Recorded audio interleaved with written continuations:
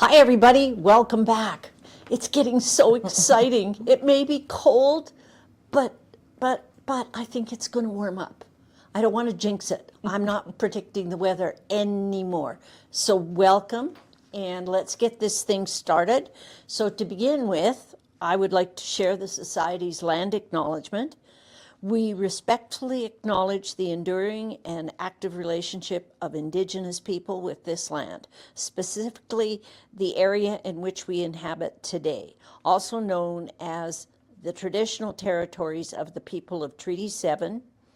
The Society as an organization is focused on the well-being of the land, so we endeavor to honor Indigenous, Inuit, and Métis rights and relationships with the land, and the ability for all to grow, live, work, and play within this territory. So I have a guest tonight that I'm quite excited to chat with because since she walked in the door, we haven't shut up. So let's hope that we can get you folks to get involved, ask us questions. So this is Lora Malowany, and you may know her from Garden Retreat. And I'm going to let Lora tell you a bit about herself, mostly because I find she's got a lot of detail in her life. So A Lora, little too much, I would say. let's hear what you have to say about her. Thank you so much for having me tonight. You're welcome. Fun to be here always with you. Yeah, so I've graduated from Olds. I actually took the general production diploma there. I won't tell you when, but a while ago.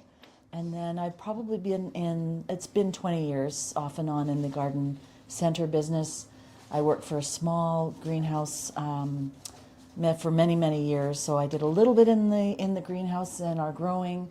And then that business also expanded into a flower shop. So I was a florist also for about 8 years. So I've done golf course maintenance, all kinds of gardening clients and pots and a little bit of bed design.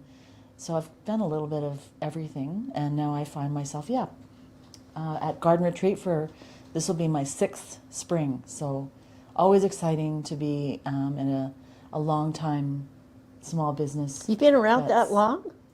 That long, yeah. It's Wow. 5 years, 2019. Yeah. Doesn't time fly when you're having a good time? Yeah, it's been really fun. So Yeah, it is. it's a nice little shop. And it's been around, and I think I've over the years shared the fact that when I first came back to Calgary, I was really hungry for green, and I discovered Garden Retreat totally by accident. I got lost, as I was wont to do in the early days of being in Calgary. So I went in and I think I met Stacy's dad first. Jurgen. Yeah. I couldn't Larson, remember, yeah. yes. And then after that, it was kind of interesting. I was just impressed with the things like the maxi caps. Yeah, that is how it all started. Yes. Maxi cap. It's a passive hydroponic system that is basically a 40-liter box and has a top with 3 cylinders in it. I think I have a picture here. A top with 3 cylinders. You lay the soil. It's like a cooler, a food cooler. You lay your soil bag on top. This is the picture of it up here. And you lay your soil bag right on top, and then poke holes through top and bottom, and then you plant your little 4-inch plant in the cylinder, and away you go. Basically, there's a few other details, but it's a fantastic system. Most people, you can use it for flowers. Most people use it for tomatoes and cucumbers in their greenhouse. It waters everything properly, and those are our 2 most popular crops. I bet, yeah. Tomatoes are how I first thought of it and started to use it, and then I got a raised bed, so I moved on. Yeah. I moved on. So it's just for people that, if you wanted to go away, you're watering it maybe once every, week in the hottest part of the summer. The rest of the time, 2 weeks. So it's a really nice way to, have less maintenance and watered properly. You know how it goes. Well, I was going to say it's a very effective way to water without pouring water all over the universe. Exactly. Which is the it's part water that, saving. Yes. Yes. plant is taking up what it needs, Yes. and then we have a fertilizer that goes in the water, so you're feeding, and then you can tweak it how you like. If you have particular nutrients, or you want to add calcium. So I would imagine right now that the store's starting to get a little busier, and you're starting to see a few more people coming in, and the phone calls have started a little bit. What right now are you talking about the most to people? It is getting busier, even with the cold weather. Actually, it surprises me. Yes. People are even still buying plants, tropical plants. We are getting lots of requests. We have, West Coast, we have quite a few different seed companies. Most people are coming in to stock up on their seeds. West Coast Seeds has a whole bunch of new flowers. Yes, New yes. flowers. Yes. They have new peppers. That's what people are starting right now. Peppers Yes. and onions. So, any of your long season pansies. Yes, but you've got the geraniums. Ontario seeds, the Yeah. OSCs. Yeah. That is really hard to come by this year. Or it seems Has like. been. Yeah, it's interesting to see that. I like that brand. It's Yeah.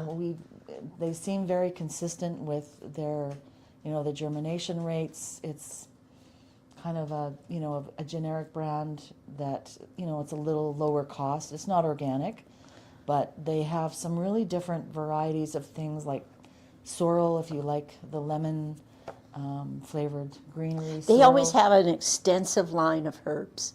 Or Yes, at least I've yes, very always much. found their seeds have quite a few herbs in there that I find. And I'm fascinated sometimes. In fact, I think on one of their seed packets, and I'm still doing a little research, but on one of their packages they're selling lavender seeds, and they're saying that the lavender is an edible flower in their blurb. I'm going to do a little more research before I commit to that, but that's what I've heard. And then of course you've got Fothergills. Yep. Yeah, And they have some. They even have microgreens. They have a few different things. They've got a mixed alpine strawberry in there, and I don't know offhand all the different things, but yes. it's surprising what they carry. Like sprouts, alfalfa sprouts. So do the seed racks get traffic jams? We've got a new streamlined West Coast Seeds, and we've got it works what we've got now this year. So We've you got streamlined less- it a bit. Yeah, we've got less of the three-sided rotating racks, and they're basically two big aisles. So it is busy in there, but it's meant where everybody seems Well, to be I think I'd like managing. that better. I think I'd like that better because I used to find myself getting trapped in between the rows, and I'd be going, Oh. I'm done looking. Can I move, please? Good to know. Or you're on the other side of the three-sided. Yeah, and you're somebody waiting, it spins swings it around. Yeah, that was always one of those things that when you start, I don't know, it's exciting though. And you guys have quite a plug program. Yep. Yeah, Explain plugs to everybody. That's an old program that's way before my time. I asked him how old, and he said a long time. He wouldn't answer me. The owner, that's Stacy Larson. Yes. Anyway, the plug program is something that I think he's done. It's exciting to have the plugs come in early. They come in the end of March, and it's something that aligns with our with our greenhouse sales. We have a lot of customers that have greenhouses and want to extend their season. And if you have that, and you have a source of heat, you can start so much earlier. So this is just an example. If you don't know what a plug is, this is a grower plug tray. I believe this is a 105, so 105 plants, and so it's a little bit bigger than the size of a wine cork. And so this is how they come, one variety per tray, and we bring them in. Our plug order list comes out usually in the middle to third week in December. This year it's 3 pages long, so we have trouble paring our list down. And so far, the owner Stacy has been okay with it. So, we go crazy. Just a couple of new. Lysianthus. I don't know if you've ever tried Lysianthus. That's on our list again this year, even more so. It is sold out, sorry, but lots more begonias, lots of the calibrachoas, mostly things that are difficult or, from seed or, you can only get from cuttings. But kangaroo paw, I tried the kangaroo paw last year, did really well. One of the other girls, Glenda, tried it, not that competitive. So maybe have it on its own in a pot. But Well. all kinds of geranium, ivy geraniums, fuchsias, tons of coleus. I'm a big fan of the ivy geraniums. And I I find quite them hard to find. So. Oh, they are. They're really hard. In fact, I have to go on a quest every year to get one. And then now that I see you have plugs, the quest is done. I'm just going to buy the plugs. Come on down. We got lots left.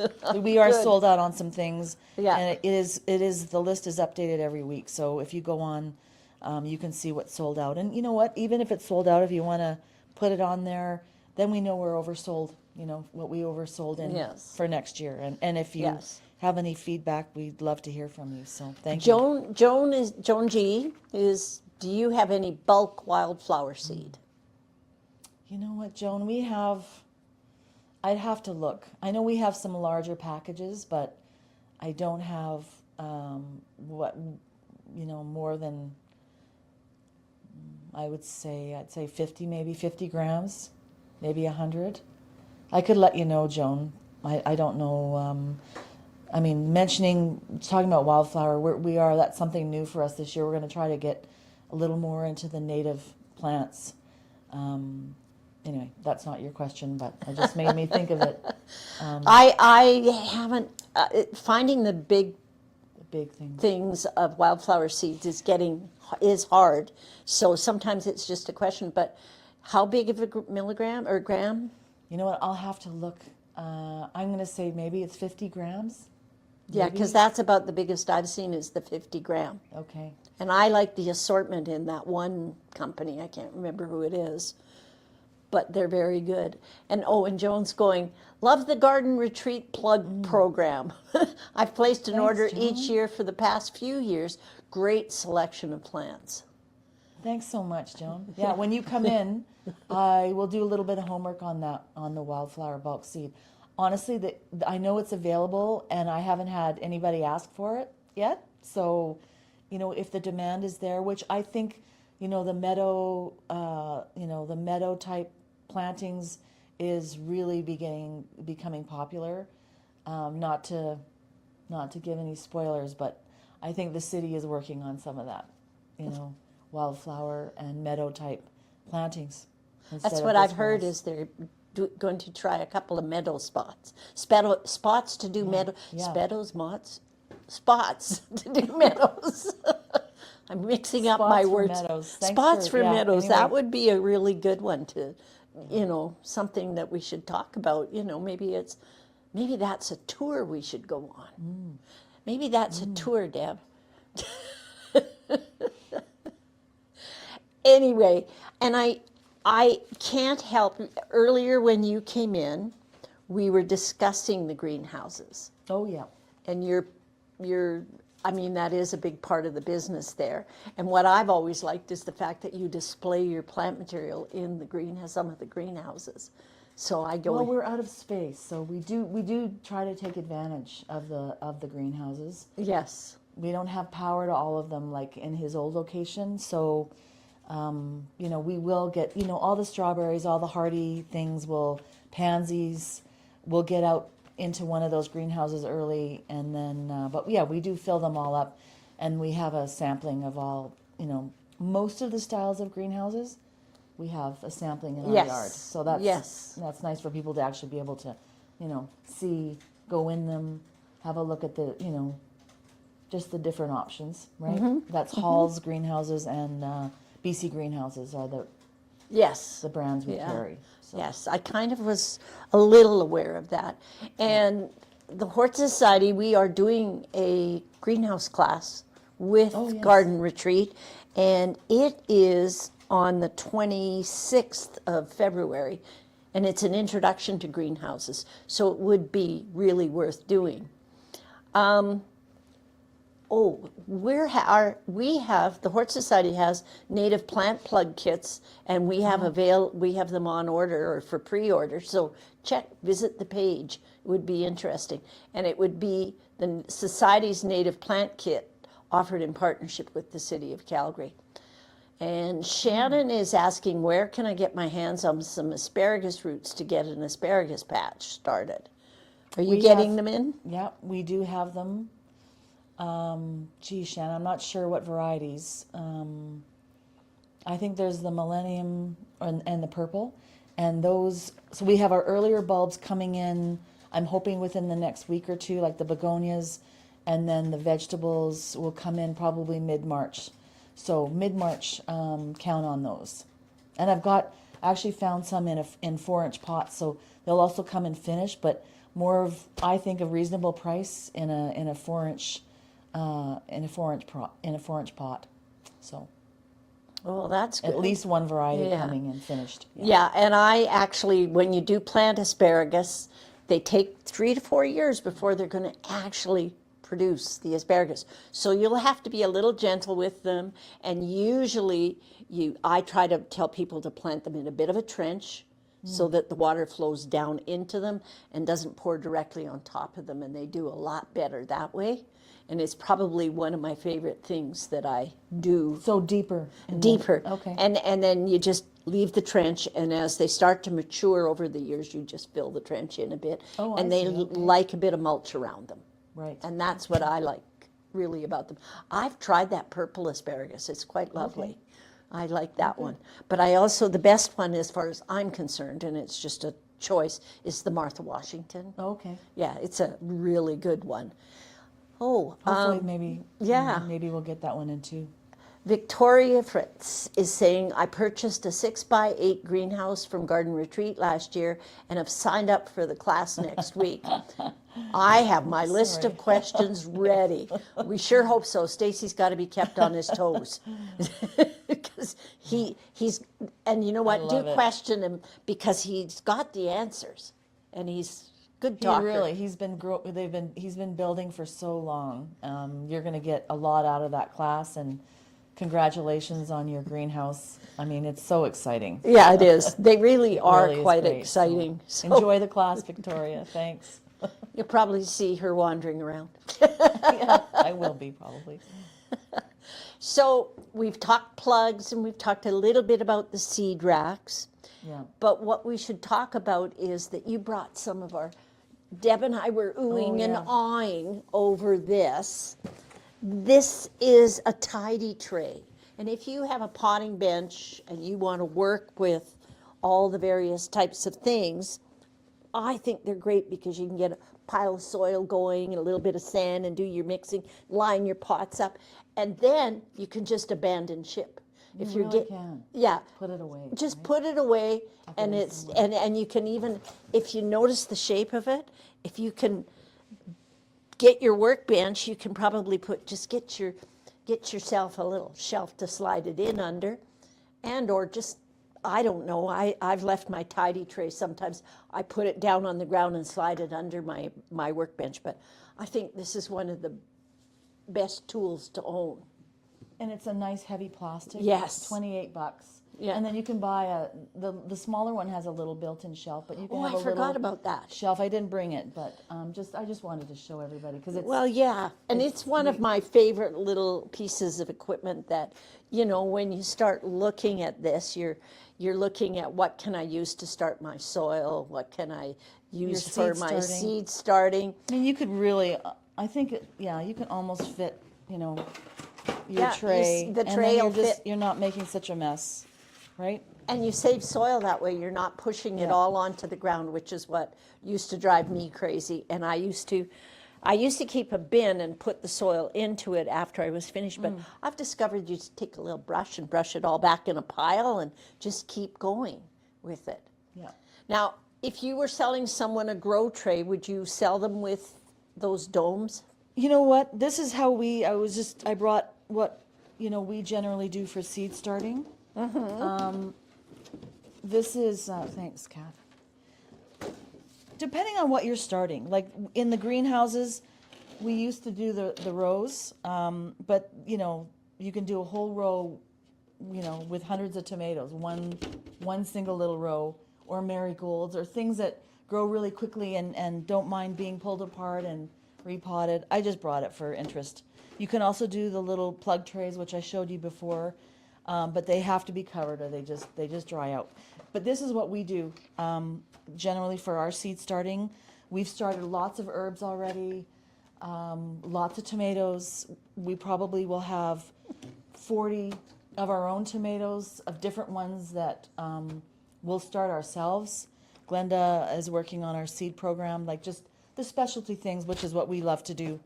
But this is a 3201 tray, and so it's a fitted tray, so these don't fall all over the place.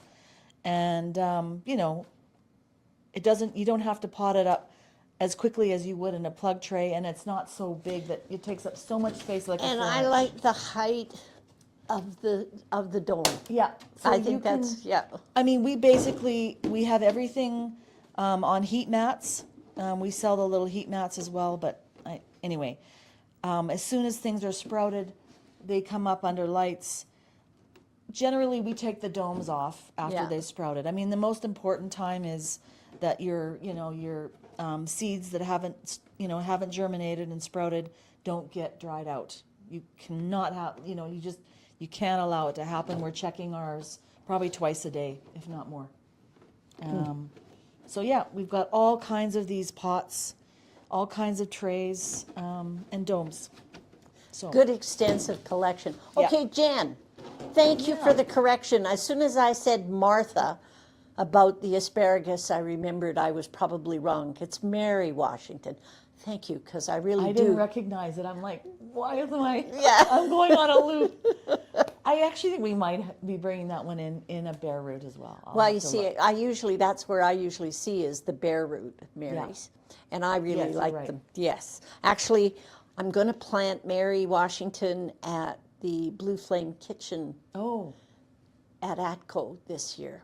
And we'll start that project about the first week in May, unless, of course, the chefs get excited. And sometimes the chefs sneak stuff in, contrary to what we may have made a plan for. Well, me and Chef Darcy. But they have a lot of fun doing it, and they get right into it. The only problem I have with them is that they ate all the squash flowers last year. Well, they put them in the kitchen. And so I didn't get any squash in the garden. So Kath had to explain the the birds and the bees. And I'm going to have to do it again this year. Oh, Debbie's telling us the boulevard along Memorial Drive heading west to Crowchild Trail blooms each year in July. Probably blue flax. It is. I remember that.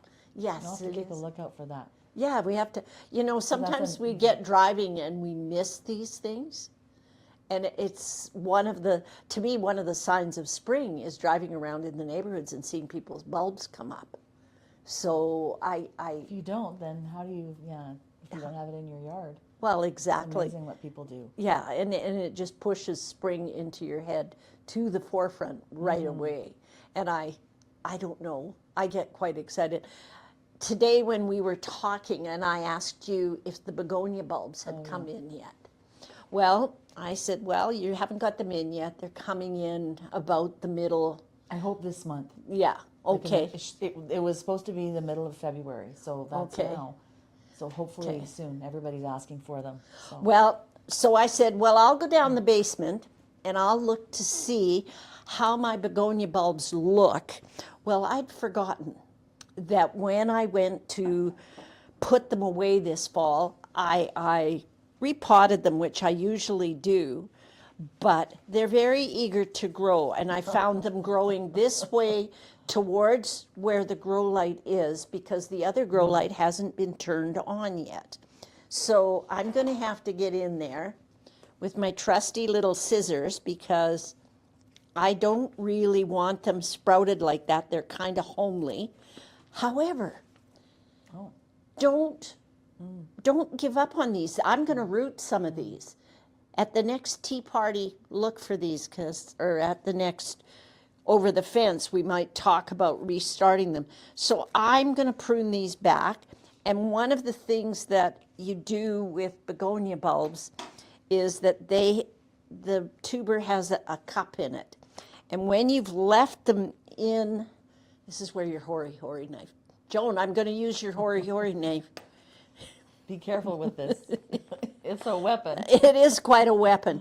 But wow, one is of it a the great things that I've discovered over the years is that I tend to want to keep my begonia bulbs tubers in a pot filled with soil, and I try to clear away all of the soil from the middle where they are trying to grow leaves and branches, and I try to clear away a bit of the dip so that you don't get water in them.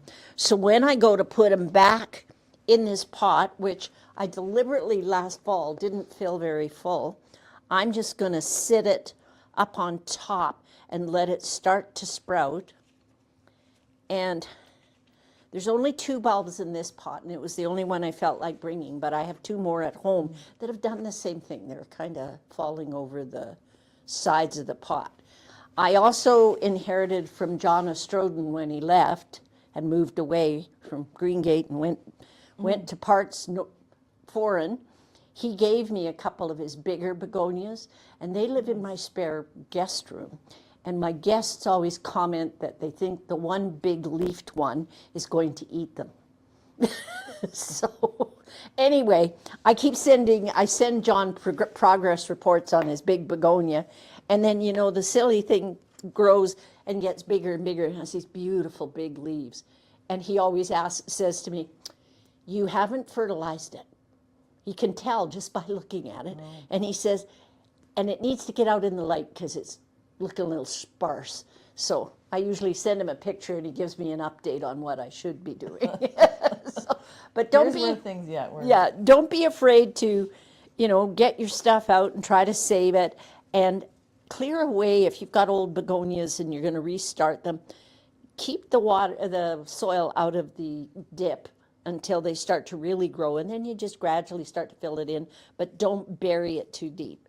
And this guy has the greatest root system already, so I'm quite excited about the whole thing. I was just startled that it didn't have any light on it, or it would have been nice and tidy and I could have shown off a bit, but no showing off for me today. So when did you start like if that was drier, would it have still grown? Like, do you normally... Well, when I brought it out of the basement, it was bone dry. Oh, you just watered it. I watered it to bring it because I didn't want it to tip. Yeah. Plus, I wanted to see if these leaves had enough vigor in them when they got water, how they would do. And they're doing just great.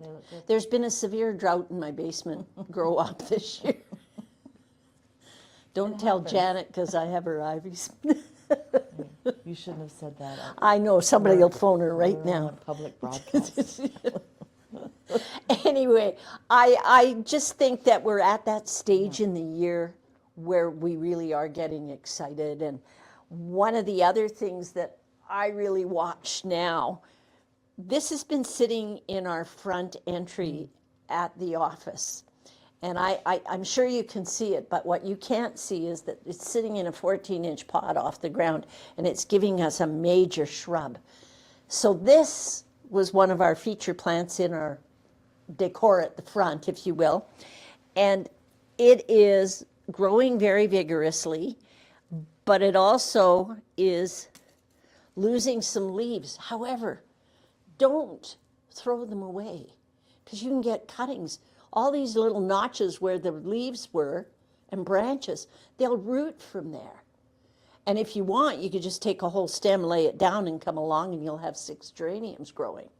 So it is something that right now, if you've really got the green thumb thing you want to get doing, this is one of the things you can do. And when I look at this, I want to take cuttings off every edge and just go along. And the top up here, for instance, where you can see that the part of the top's already been deadheaded off. But look, see, we got two plants here, and we can just root it there, and we'll have babies all around. So if you visit the office at all, do go and talk to her, because she's sitting in the front entry and it's cold there. But she's doing very well, don't you think? So it's one of those. We're doing cuttings at the store too. Are you? You were gonna, yeah, we talked, you and I were talking earlier about some of our new plants. Yes. Gwenda's doing all our cuttings. I love scented geraniums. So I kept some other plants for us to do exactly this, is take cuttings. So I've got Yes. the citronella, the finger-leaved one. We've got the lemon. We've got So you've got the true citronella? Yep. It was one of the victims of my drought. Right. I'm going to need a new one. So, and I have some cuttings at home. You can have some Oh, of those. okay, because I sure failed. We're getting a question here. Is it too soon to wake up your cannas? Mine are awake. They're small. They're not that big. I'm going to leave them and see what they do. I don't know how you feel about, I mean, I try to keep them dry, as dry as I can. And, you know, so they're not growing, but mine have started. So I don't really have. I have I'm not one sure. this tall that grew Do you beside really? the chimney. Oh, And it not got enough light because it's bright yellow. So today when I was in the basement, I need to get a new grow light. But I moved it over into the grow op, and I'm going to wake them up because this year I want cannas this tall. ones. So that's my ambition for them. So if you have the room, Yeah, you know, you can. yeah. I Right? think it's not too soon. And besides, aren't you going to get cannas with this order with the bulbs? Isn't it time? That'll be mid-March. Mid-March. Yeah. Yeah. It's time. And I actually have noticed in a couple of places that I've seen pictures of from various people that they've got their cannas already out on their benches and are getting them started. Yeah, I've got a couple of big pots myself because I can't bear to let them go at the end of the year. I mean, you know, every year they get bigger and bigger, Yes. right? Yeah, So and they're just it's nice better to keep, and better. and not keep rebuying them. But you know, you always have to have those new ones. Well, exactly. Yeah. Exactly. So But yeah, I have huge pots. So what's your favorite plant to grow? Are you a food grower or are you a flower grower? it's a toss-up. I would say more of a flower grower, but I plan on having, continuing to develop my vegetable garden. I just have big troughs now, and I'm trying to convince my spouse that he really wants to build me some really nice big raised beds. My favorite to grow, that's a hard question. Is it? Oh. Yeah. Well, I don't- suppose because, let's face it, when I get around plants, I get a little ADD. That's all I want to do is talk plants, look at plants, plan that I'm going to have every single one, and it becomes a challenge, especially when my garden isn't that big. Mm-hmm. Yeah, well, you have to, and so, you have to be really selective.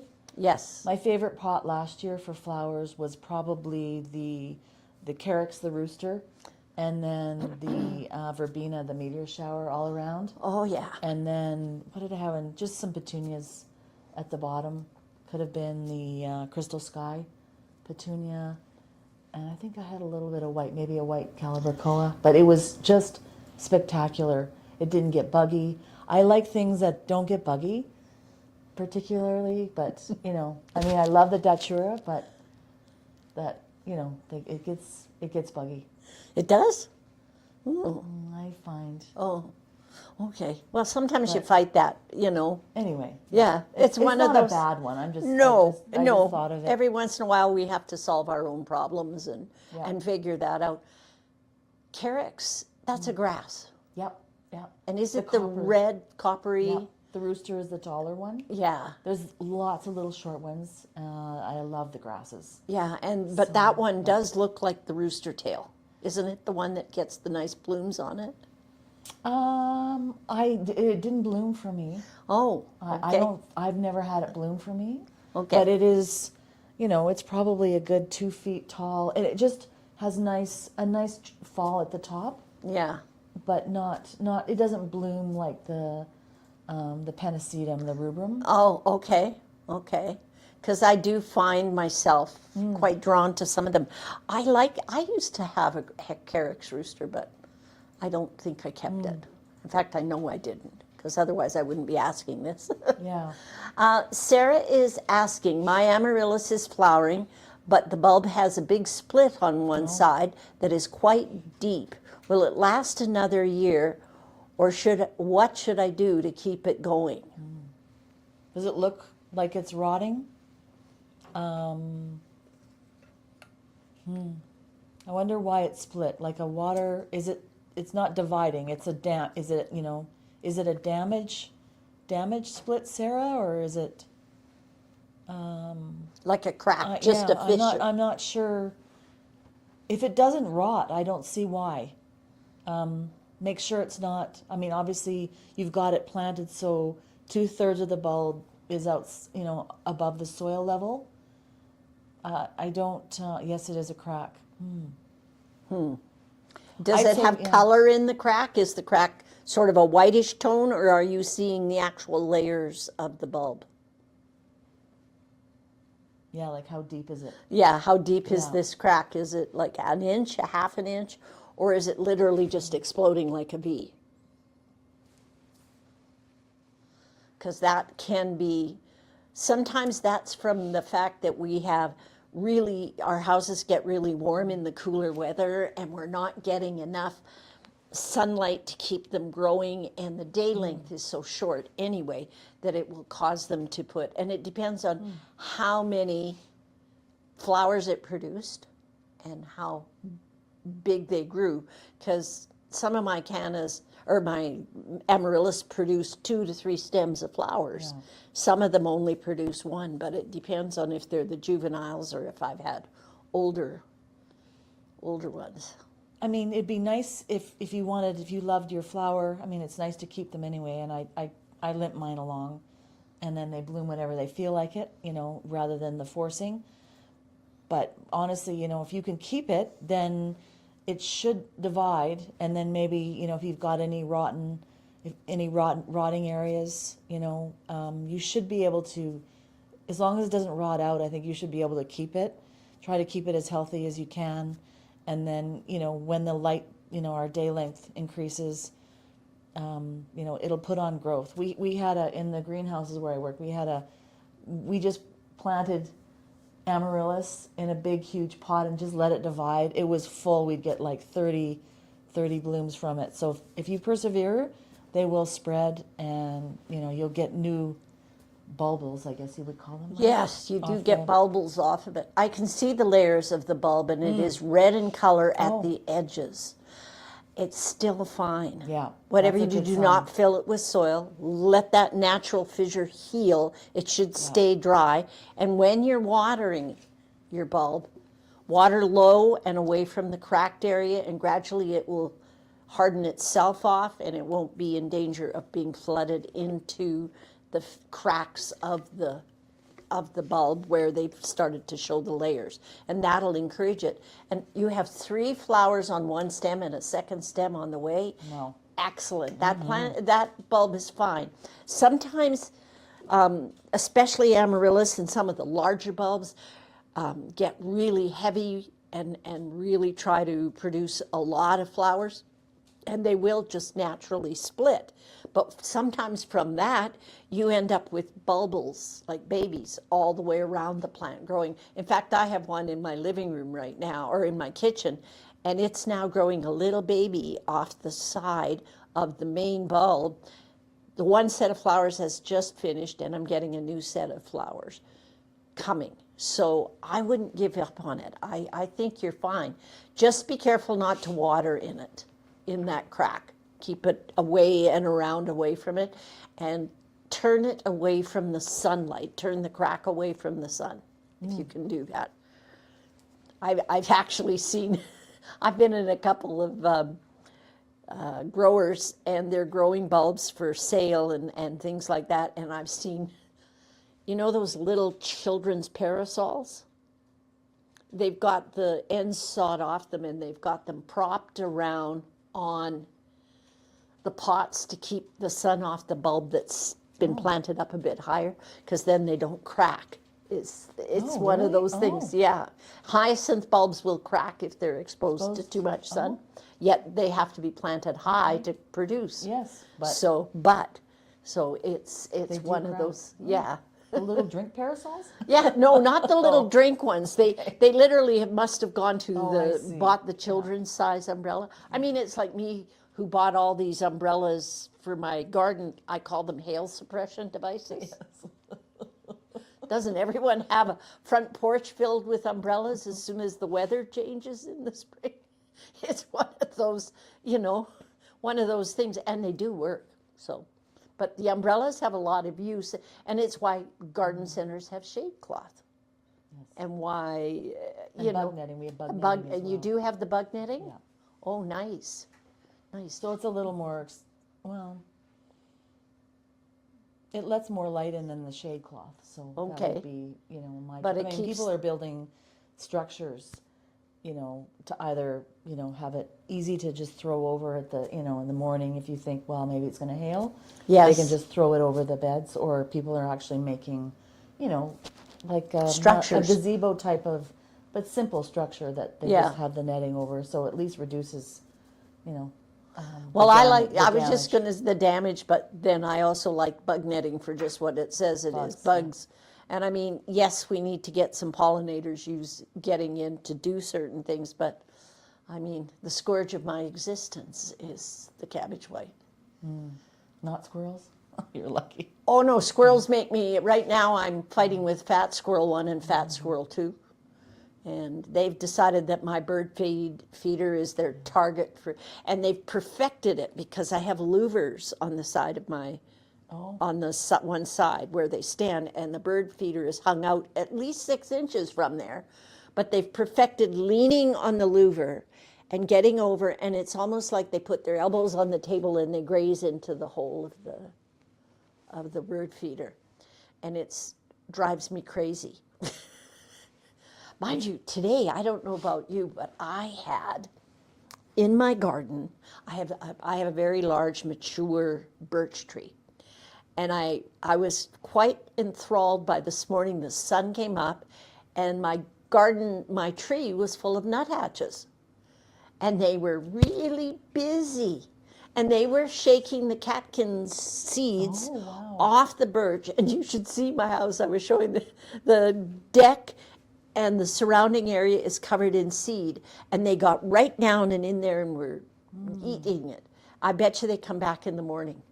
I bet you they will. I will issue a report, but I was so excited. And so I bored Deb with yet another picture of what they'd done, because I took a picture of the dog's footprints, but with the seed all through it and all along the front. So it's always interesting. And whenever that happens, I always wonder why I have birch seedlings all through my yard. It's Now one it's of all those coming things. together. But don't you find people are bird watching? You guys sell bird. We're not doing any more bird seed. Just because of the wild bird store down the road. Right. And they focus on that. Yes. We have a few houses, but I mean, we just started feeding the birds, and it really is amazing. We have 2 little nuthatches, Yes. and it's quite something to see. We have a hawk as well, Oh. sharp-shinned hawk. Oh, interesting. So that he's around for the activity. So you are bringing in. You bring in all the variety of it, all sorts of everybody. things. Yeah, Yes. the blue jays we have. Yeah. The wild bird store. I learned.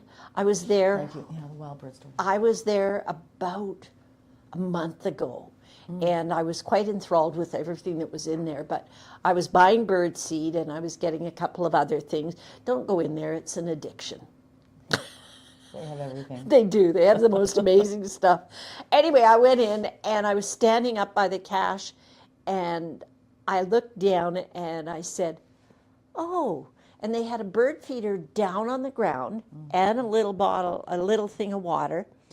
And I said, "Oh, why is it on the ground?" And he says, "Well, some of these birds are ground feeders, and that is what draws them in, is to do that." So he had one of those bird feeders that had a bit of a roof on it, so it was protecting it. Yep. And just as he said that, I bet you 25 birds flew down out of the shrubs and were just eating and having a drink of water, and it was very interesting. So now I've created this little shelter on my deck down at ground level to see what I get.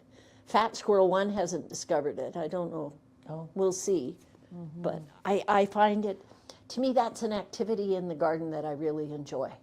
Well, and to notice that, you Yeah. know, it's my husband that actually is loving the birds. I mean, we have a lot of birds going to the yard. It's quite something, but I can't remember what I was going to say. But anyway, I wanted to tell you that, you know, you and I talked a long time ago, but, you know, you said your neighbor commented, and it made me think, you know, your neighbor commented that there's always bees in your yard. Yes. And you said, well, I plant it so that there is something, and it's the same, anyway, on that topic, it's the same for winter. To be fascinated by how you're feeding will attract different birds, but, you know, to leave your sunflowers for the winter, to leave, you know, your birch catkins. Yeah. Well, I won't. All that stuff is Yeah. all, you know, forageable in the wintertime. Like so many of our pots, you know, you clean them all out, and I just find it very, because the chickadees, they're poking around in my, you know, I didn't do a great cleanup this year, so.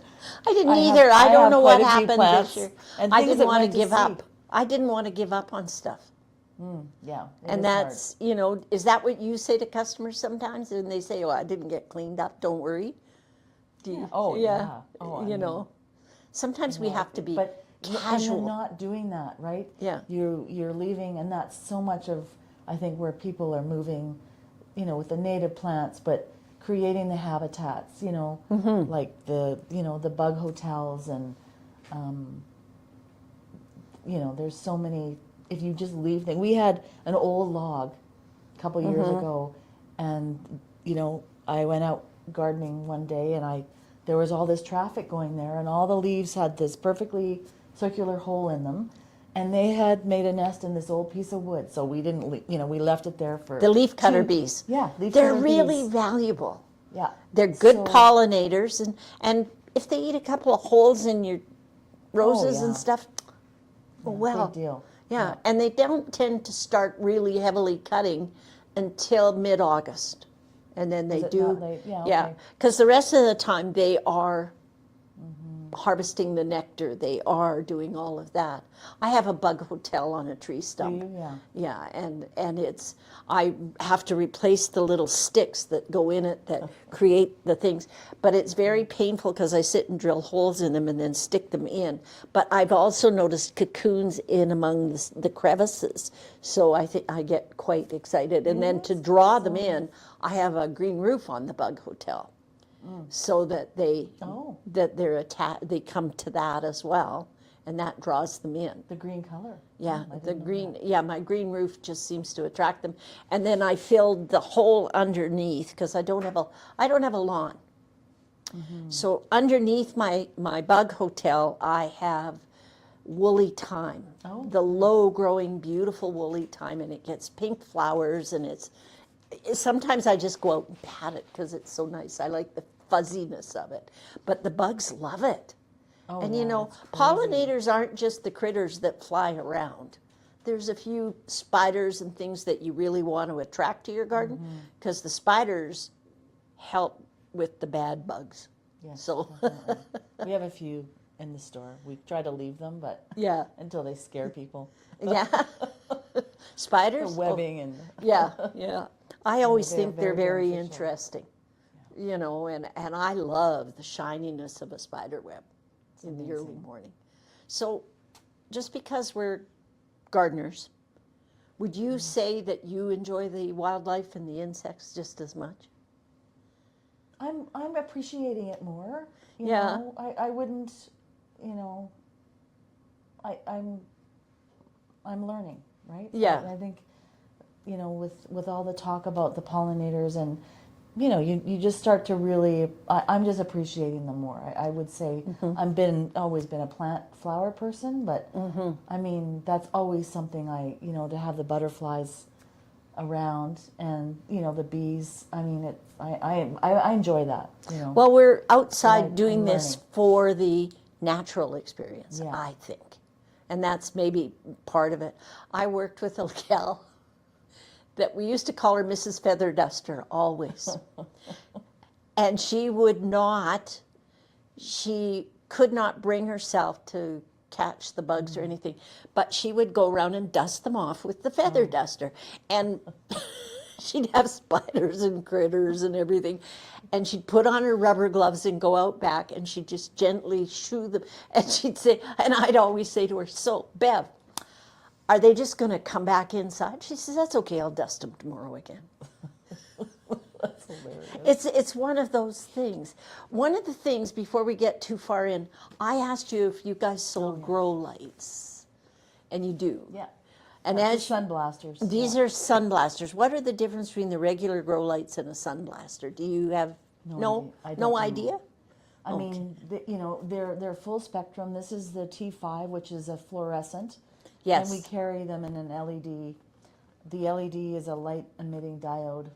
All I really know about the difference is they take less energy and they're cooler. The full spectrum. The LEDs. The compared to LEDs, fluorescent. yeah. But, you know, like this is $11.57 for a year based on 12 hours per day. Of electricity. Yeah. Yeah. So it seems pretty reasonable to me that even a compact fluorescent. Yeah. I actually like the fluorescents a little bit better from my perspective.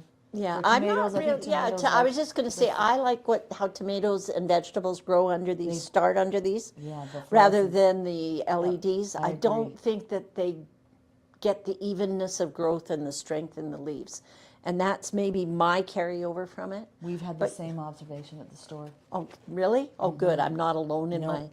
Yeah, We- I we tend did to a wander. test. I go wandering around in garden centers and see grow lights and things, and I find myself, doing the geek thing. You? Well, we're getting close to the end, and one of the things that I wanted to talk, well, a couple of courses we've already talked about the introduction to greenhouses coming back, and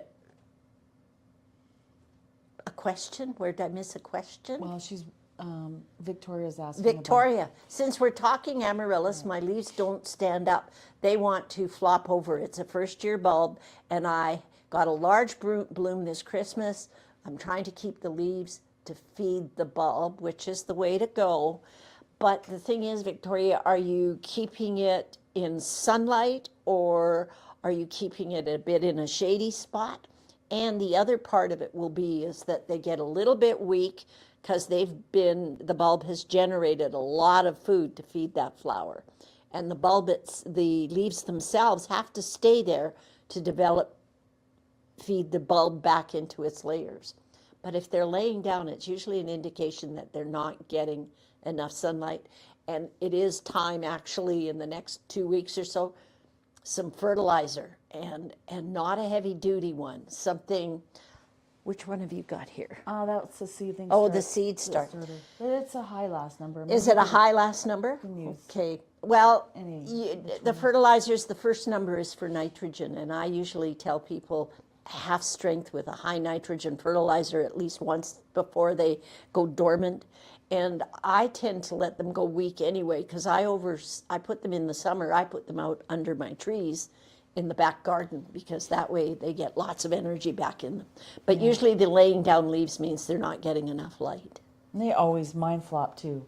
I usually let them dry down Yes. a little bit more. Yes. Like if you let them dry, they basically to try to get them to Yes. go dormant. Yes. And then it's like a tulip. You let the leaves, in a nutrient, try to get as much as you can back in the bulb, and then I cut mine back. 'Cause they'll grow all over. And then a cool, dark place. Yeah. Oh, that's interesting. Well, we have a few good classes coming up, or at least I think we do. We have some seed to table series that I don't know if you know a lot about them, but there's some things coming up. It's probably the 21st, Friday, and it's a potluck supper, and you can come and you can learn about winter sowing. That's a good one. We're doing a flowering tropical planter workshop, and it's in person here at the office. And that is on the 22nd. And we have another series of Design Your Yard workshops starting on the 24th. That's a 4-part series.